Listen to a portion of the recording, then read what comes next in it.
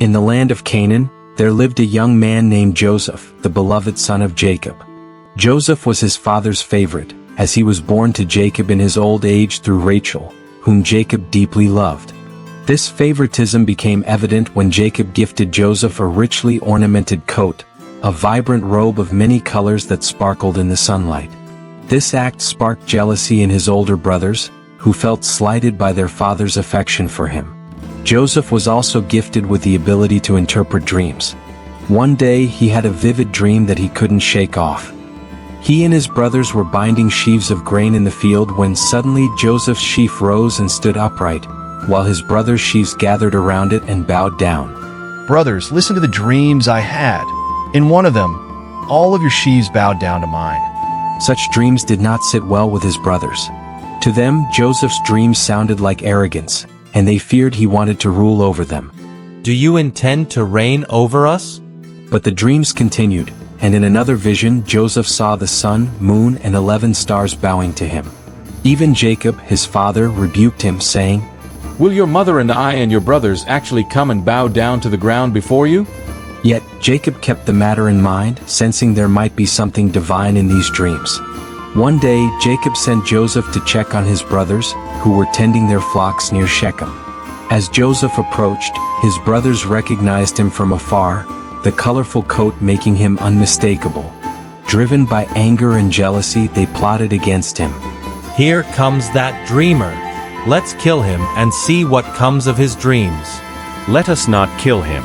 Instead, let us throw him into this pit in the wilderness. We'll say a wild animal devoured him. Though his brothers plotted harm, Reuben secretly planned to rescue Joseph later.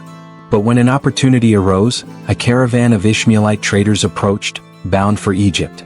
What will we gain if we kill our brother? Let's sell him to these traders. They pulled Joseph from the pit and sold him for 20 pieces of silver, watching as he was taken away, bound and bewildered, into the distance. They tore his coat, dipped it in goat's blood, and brought it back to Jacob, convincing him that Joseph was dead. Meanwhile, Joseph was sold as a slave in Egypt to Potiphar, one of Pharaoh's officials. Though he was a slave, the Lord was with Joseph, and everything he did prospered. Potiphar noticed Joseph's skill and diligence and placed him in charge of his entire household. You, Joseph, will oversee my home and all that I possess, for I see that God is with you. But trouble brewed in Potiphar's household. Potiphar's wife desired Joseph and tried to seduce him. Yet Joseph, loyal to his master and his God, refused her advances.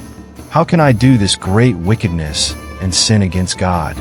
In anger and humiliation, Potiphar's wife accused Joseph of wrongdoing, and he was thrown into prison.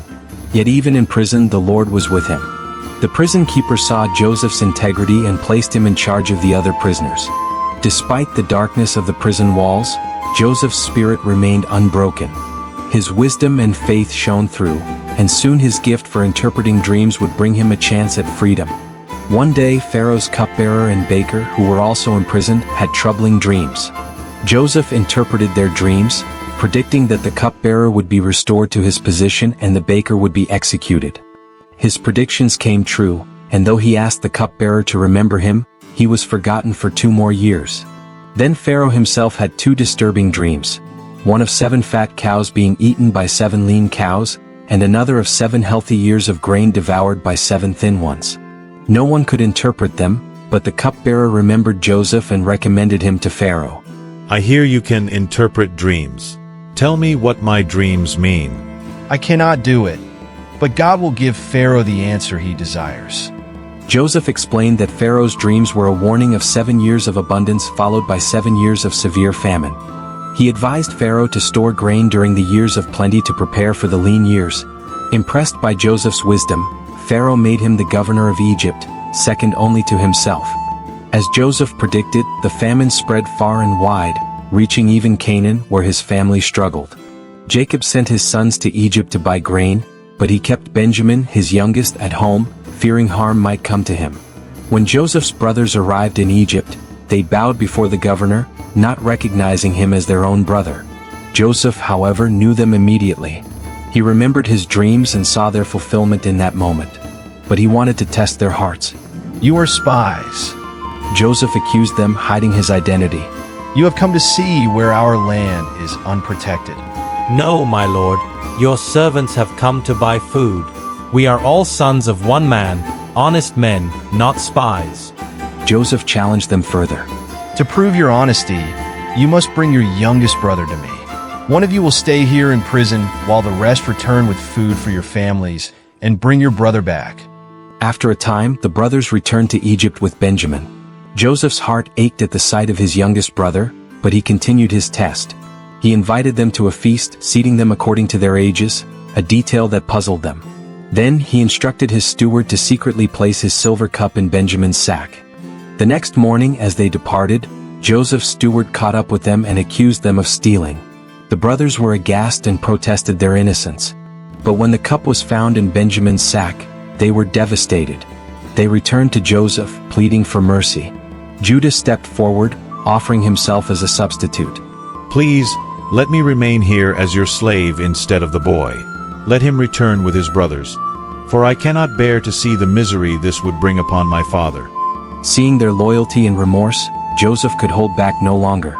He sent everyone else out and revealed himself to his brothers. I am Joseph, your brother, whom you sold into Egypt.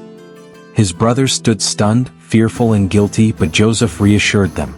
Do not be distressed or angry with yourselves for selling me here. It was God who sent me here ahead of you to preserve life. Joseph embraced each of them, forgiving them and inviting them to live with him in Egypt, where he could provide for them in the years of famine. The brothers returned to Canaan to bring their father, Jacob, to Egypt, reuniting the family and fulfilling God's plan. Joseph's story is one of resilience, forgiveness, and divine providence. Despite betrayal and hardship, he never lost faith. And when given power, he chose mercy, turning a story of betrayal into one of reconciliation and healing. His trials were transformed into a path to save his family and many others, a testament to the mysterious yet purposeful ways of God.